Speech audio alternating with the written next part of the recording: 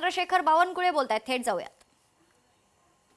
आम्ही संभाजीनगरच्या PR कार्डचे प्रश्नही, प्रॉपर्टी कार्डचे प्रश्न, जे लोक सरकारी जागेवर आहेत, जे लोक मनपाच्या जागेवर आहेत, जे लोक गुंठेवारी कायद्यात अटकलेले आहेत, तुकडेबंदी कायद्यामुळं निरस्त केल्यामुळं काही लोकांना रिलीफ मिळाला आहे.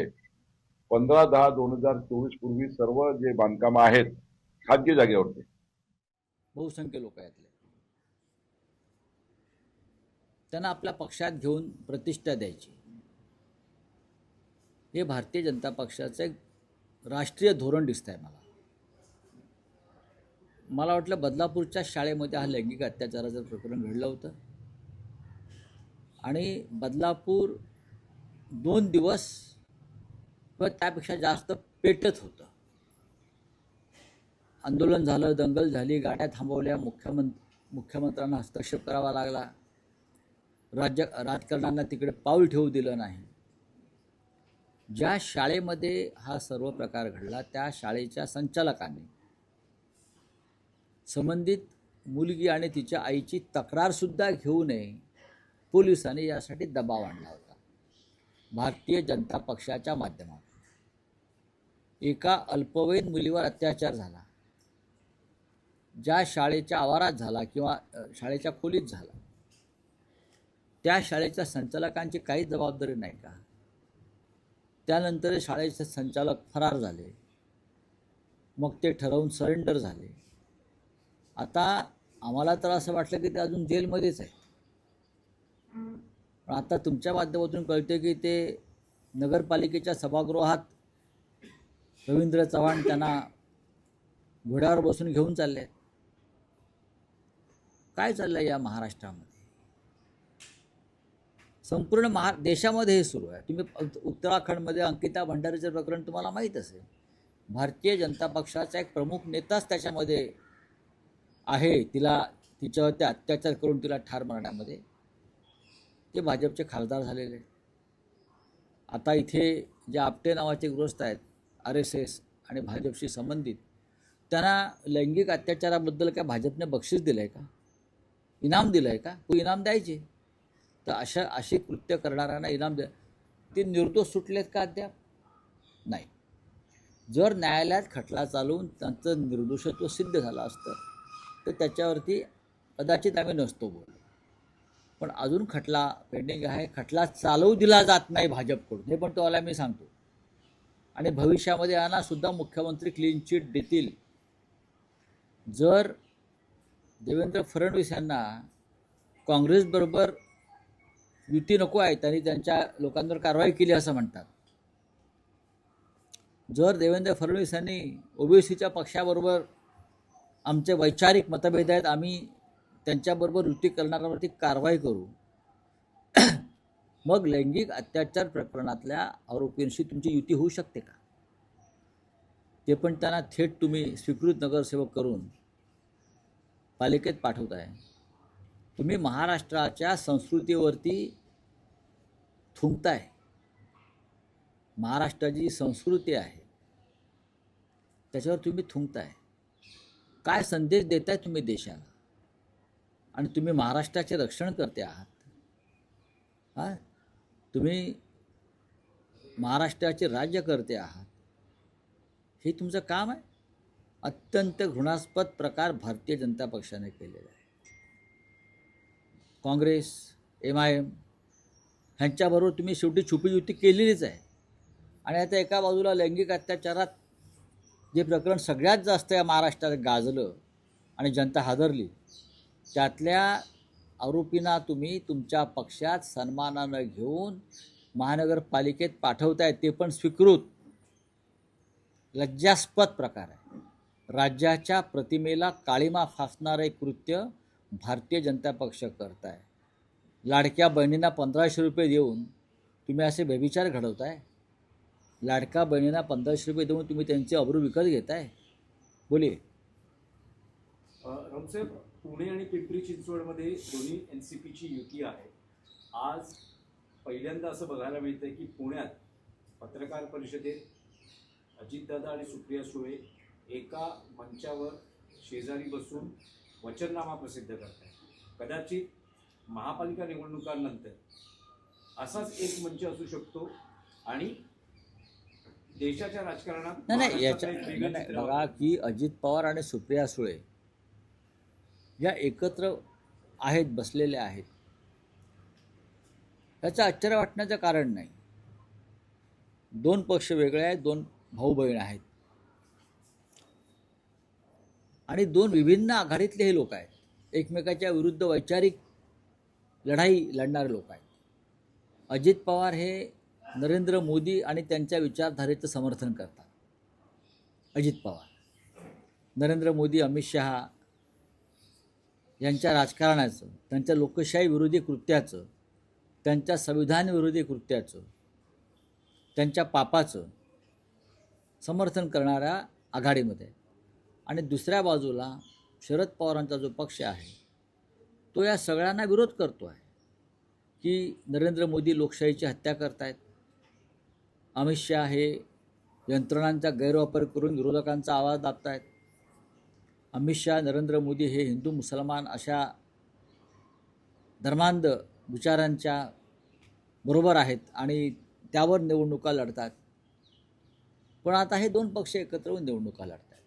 याच्यावरती भारतीय जनता पक्षानं उत्तर दिलं पाहिजे. मी सुप्रिया सुळे यांना प्रश्न विचारणार नाही. आमच्यासाठी अजित पवार भारतीय जनता पक्षाच्या विरोधात जाऊन इथे आलेले आहेत आणि निवडणूक लढतात हे महत्त्वाचं आहे.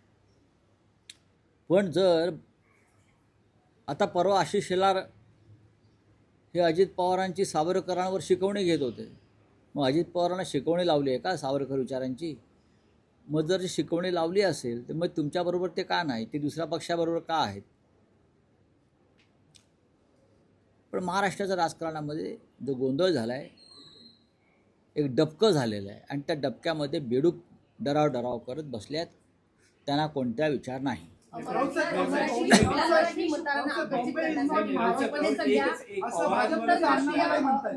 पवारांवरच प्रश्न आहे की तुम्ही असं म्हणतात की दोन्ही विचारधारा वेगवेगळ्या आहेत पण एकत्र व्यासपीठावर आहेत. तर हे चित्र बघताना तुम्हाला आश्चर्य वाटतं की खंत वाटते? नाही, आश्चर्य वाटायला नको आणि खंत वाटायला नको. सध्याचं राजकारण ज्या पद्धतीनं चाललेलं आहे, फक्त ये न के न प्रकारे माझी माणसं निवडून आली पाहिजेत यासाठी लोक एकत्र येत आहेत. जर अमरनाथमध्ये काँग्रेसचे 12 नगरसेवक भाजपात विलीन होतात किंवा परभणीमध्ये शिंदे गट, ओबीसी गट एकत्र येतात, तर कोणती विचारधारा राहिली महाराष्ट्रामध्ये? विचारधारा फक्त व्यासपीठावर बोलण्यासाठी आहे, बाकी काही नाही, आणि मुलाखती देण्यासाठी आहे. Bombay is not Maharashtra city असं वादग्रस्त विधान भाजपचे नेते अण्णामलाई यांनी केले. याच्यावरती एकनाथ शिंदे यांच्या पक्षाचं काय म्हणणं आहे, जे स्वतःला शिवसेना वगैरे समजतात, आणि महाराष्ट्राचे मुख्यमंत्री देवेंद्र फडणवीस जे म्हणतात की सूर्यचंद्र असेपर्यंत मी मुंबईला महाराष्ट्रापासून वेगळं होऊ देणार नाही. बरं का? गर्जना चांगली आहे, पण तुमच्या पक्षाचेच पुढारी इथे येऊन मुंबई महाराष्ट्राची नाही असं म्हणतात, त्याच्यावर त्याने उत्तर दिलं पाहिजे. एकनाथ शिंदेनं उत्तर दिलं पाहिजे, त्यांच्या लोकांनी उत्तर दिलं पाहिजे. मुंबई महाराष्ट्राची नाही असं तुमचे स्टार प्रचारक सांगतायत. हा जो कोणी अण्णा फण्णा झन्ना मलाही आहे, बरं का, हा विचार भाजपचा आहे का? तो भाजपचा नेता आहे. नेता असेल तर तुम्ही त्याच्या विरुद्ध, या अण्णामलाई विरुद्ध इथे गुन्हा दाखल केला पाहिजे, महाराष्ट्रद्रोहाचा. महाराष्ट्राच्या राजधानीविषयी तो असं कसं का वक्तव्य करू शकतो? 106 मराठी हुतात्म्यांचा अपमान भाजपच्या अण्णामलाईनं केला असेल तर महाराष्ट्राच्या मुख्यमंत्र्यानं त्याच्यावर गुन्हा दाखल करून त्याला ताबडतोब अटक केली पाहिजे. त्याला मुंबईच्या बाहेर जाऊ देता कामा नये. कोणी लुंग्या सुंग्या येईल आणि मुंबई महाराष्ट्रावर अशा प्रकारे जाऊन आमच्या तोंडावरती चप्पल मारून जाईल. कुठे आहे तुमचा स्वाभिमानी बाणा? हे धनुष्यबाण ज्याने घेऊन चोरला आहे किंवा जे शिवसेना म्हणून मिरवत आहेत, का त्यांच्या तोंडामध्ये आता गोळा बसलेला आहे कापडाचा? एवढे लाचार की तुमच्या थोबाडात मारून गेला तो अण्णामलाई सरकारच्या. आमचं आम्ही बघू, आम्हाला काय करायचं ते. हा कृपाशंकर बोलतो, मुंबईचा महापौर उत्तर भारतीय, अण्णामलाई सारखा माणूस येऊन सांगतो की मुंबई महाराष्ट्राचीच नाही. हां, देवेंद्रजीने याच्यावरती उत्तर द्यायला पाहिजे. सर, रश्मी शुक्लाने 5 दिवसापूर्वी एक अहवाल सादर केला होता. मीरा भाईंदरच्या प्रकरणामध्ये देवेंद्र फडणवीस आणि शिंदे यांना गोवण्याचा प्रयत्न केल्याचा अहवाल त्यांनी सादर केला होता आणि त्यांनी संजय पांडे यांनी हा म्हणजे दबाव आणला होता. तुमच्या माहितीसाठी सांगतो, रश्मी शुक्ला या राष्ट्रीय स्वयंसेवक संघाच्या कार्यकर्त्या आहेत. त्यांचं अख्खं कुटुंब हे भाजप आणि राष्ट्रीय स्वयंसेवक संघाचे कार्यकर्ते म्हणून ते काम करतात आणि त्या वर्दीतल्या संघाच्या कार्यकर्त्या होत्या. त्यांच्या अहवालावरती विश्वास ठेवता येणार नाही. तसं नसतं तर त्यांना एक्सटेन्शन दिलं नसतं ना, संघाच्या दबावामुळे दिलं. ते तिथे काय दिलं. चला आप हिंदी में बोलिए. मराठी प्रश्न आहे. देवेंद्र फडणवीस असं म्हणत आहेत की बाळासाहेब ठाकरेंचा जन्मही पुण्यातला होता, त्यामुळे तशी मुंबई ही माझी कर्मभूमी आहे बघा, असं फडणवीस म्हणत आहेत. अण्णा मलाईवरच्या वक्तव्यावर आधी तुम्ही उत्तर द्या, मग जन्मभूमी, कर्मभूमी, धर्मभूमी काय ते आम्ही बघू. बाळासाहेब ठाकरेंचा इतिहास काढण्याचा तुम्ही भानगडीत पडू नका. त्या खोदकामात तुम्हीच गाडले जा. फडणवीस साहेब, तुमचा स्टार प्रचारक मुंबईत येऊन तुमच्या थोबाडीत मारून गेला अण्णामलाई, बरं का. आता तुम्ही त्याच्या लुंगीमध्ये तोंड लपवणार आहात का? सांगा ना. मुंबई महाराष्ट्राची नाही ही सुरुवात जे आम्ही म्हणतोय मुंबई तोडण्याचा प्रयत्न सुरू आहे भाजपचा, ही चाचपणी आहे. चला, थँक्यू.